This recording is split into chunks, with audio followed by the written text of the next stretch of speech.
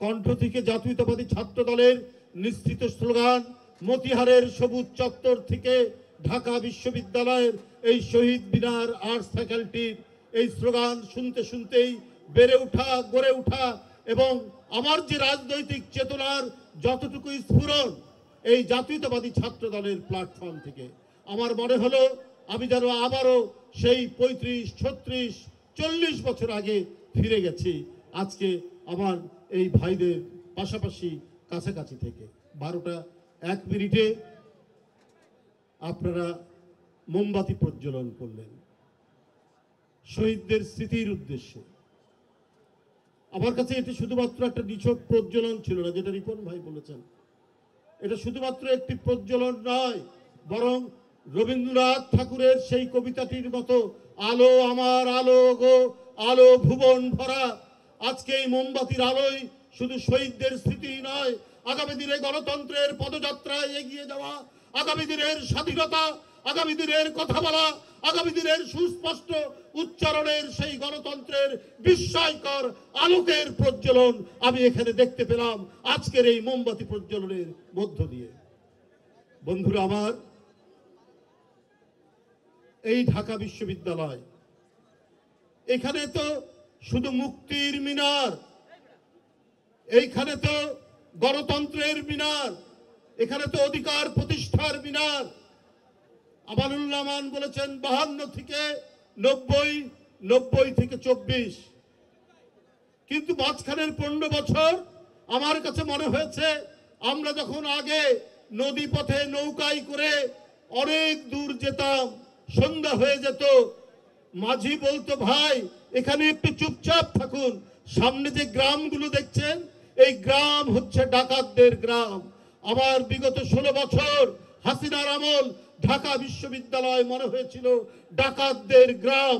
এখানে মেধাবী ছাত্রের হাতে মারা যায় নিরীহ ছাত্র, এইখানে গাড়ি নিয়ে ঢুকলে পরে কাঁধ তুলে রাখতে হয়, যদি ছাত্রলীগের কোনো সন্ত্রাসী থাকে তাহলে যদি গাড়ি থেকে নামিয়ে আমাকে অপমান অপদস্থ করে, এইরকম আতঙ্ক শঙ্কার মধ্যে দিয়ে ঢাকা বিশ্ববিদ্যালয় আমরা পার হতাম সেই দিন।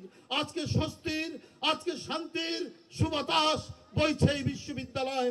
আর সেই জায়গায় দাঁড়িয়ে আমি 90, আমি 85, আমি 88, আমি 92 সালের সেই স্মৃতি, সেই সুমহান ঐতিহ্যের ঢাকা বিশ্ববিদ্যালয়, সেই 52 ঢাকা বিশ্ববিদ্যালয়, সেই 62 শিক্ষা আন্দোলনের বিশ্ববিদ্যালয়, সেই 69 বিশ্ববিদ্যালয় আবার মনে হলো যে এখানে আবার মুক্তির মন্দির, আবার এইখানে শান্তির সুবাতাস, আবার এখানে অধিকার আর সংগ্রামের মুক্ত কণ্ঠের আওয়াজ এখানকার গাছপালার মধ্যে দিয়ে প্রতিনিয়ত প্রবাহিত হচ্ছে।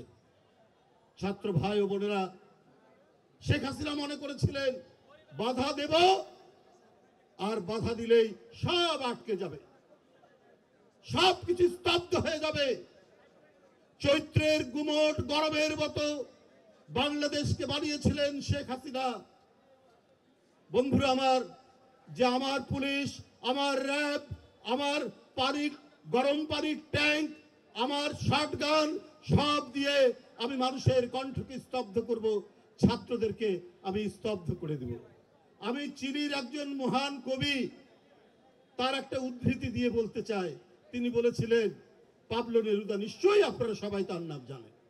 তিনি বলেছিলেন, if you cut the flower you can't stop the spring to কাম।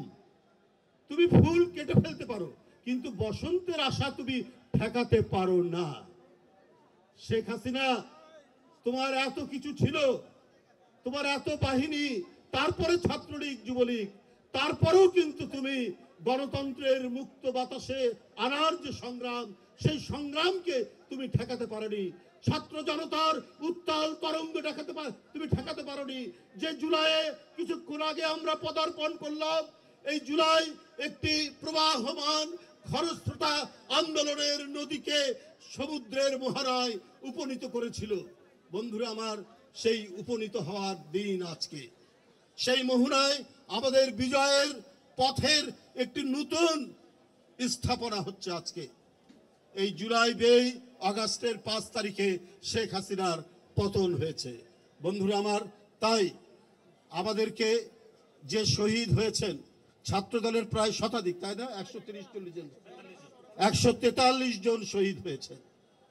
এর উপরে আরো ছাত্র আবু সাইদ থেকে মুগ্ধ, ওয়াসিম আকরাম চট্টগ্রাম, কার কথা বলবো ফাইয়াজ, কার কথা বলবো বন্ধুরা আমার, এই সমস্ত আলোক পিয়াসী শিশুরা তাদের আত্মদান করে গেছেন। এরা তো শুধুমাত্র সাময়িকভাবে স্মৃতির জন্য নয়, ওরা আমাদের প্রত্যেকের মনে, আমাদের মনের আকাশে ধ্রুব তারার মতো ওরা জ্বলজ্বল করবে। আমাদের ধ্রুব তারার মতো তাদেরকে আমাদের মনে রাখতে হবে। আজকের আপনাদের জাতীয়তাবাদী ছাত্রদলের এই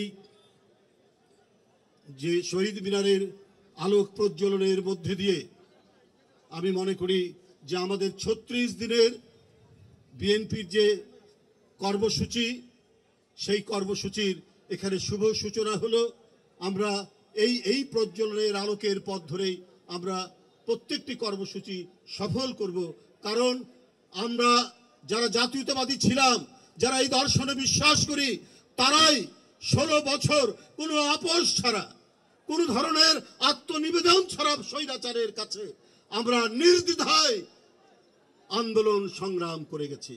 আমাদের জনি নেই, আমাদের জাকির নেই, কত অদৃশ্য হয়ে গেছে আমাদের কাছ থেকে, কত গুম খুন হয়েছে এই ছাত্রদলের ছেলেরা শেখ হাসিনার পেটুয়া বাহিনীর শিকারে। তাই বন্ধুরা আমার, গণতন্ত্রকে আমরা বুকে লালন করি। একজন কবি বলেছেন যে জীবনের চেয়ে দামি হচ্ছে স্বাধীনতা। আমরা সেই স্বাধীনতাকে লালন করব, আমরা সেই মুক্তিকে লালন করব, আর সেই স্বাধীনতার পতাকা পথ পথ করে উড্ডীন করে রাখবে জাতীয়তাবাদী ছাত্র দলের ছেলেরা। তারা 90-এ যে ভূমিকা পালন করেছে, তারা 80-র দশকে যে ভূমিকা পালন করেছে, সেই ভূমিকার পথ ধরেই তারা 24-এও ভূমিকা পালন করেছে। বন্ধুরা আমার, 23-এও পালন করেছে।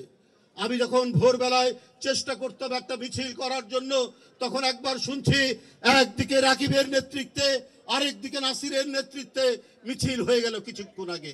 আমি চেষ্টা করছি একটা মিছিল নেওয়ার জন্য, লোক পাই না। তারপরে দেখি 2-1টা করে ছাত্র দলের ছেলেরা আমার কাছে আসে। হঠাৎ আমি দেখি যে ডাক্তার আউয়াল, তারপরে রাজু, এই ধরনের অনেকে আসছে। শুধু তাই নয়, ঢাকা বিশ্ববিদ্যালয়ের ছাত্রীরা, এই যে শিরিন, সুমাইয়া, এদের কথা আমি ভুলতে পারবো না। তারপর জান্নাত, এদের কথা ভুলতে পারবো না। আরো যাদের নাম বলতে পারলাম না তারা তোমরা ক্ষমা করে দিও। এই বিশ্ববিদ্যালয়ের ছেলেরা, এই ছাত্র দলের ছেলেরা সেদিন এক এক করে এসে আমরা আমাদের মিছিলকে বড় করেছি এবং আমরা যথাসাধ্য আওয়াজ তোলার চেষ্টা করেছি। আমি ধন্যবাদ জানাই তোমাদেরকে, জাতীয়তাবাদী ছাত্র দলকে।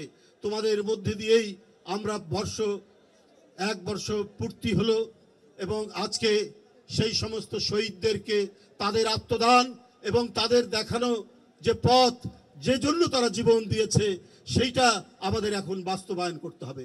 এই সংগ্রাম আরো কঠিন, এই সংগ্রাম বাস্তবায়ন করতে হলে আরো বাধা আসবে, কিন্তু সেই বাধাকে তোমাদের ফেলে ফেলে সত্যিকার অর্থেই আমরা একটি স্বাধীন গণতন্ত্র এবং গণতন্ত্রের মূল্যবোধ প্রতিষ্ঠা করব। এই বলেই আমি তোমাদের সকলকে শুভেচ্ছা জানিয়ে আমার বক্তব্য শেষ করছি। খোদা হাফেজ। বাংলাদেশ জিন্দাবাদ।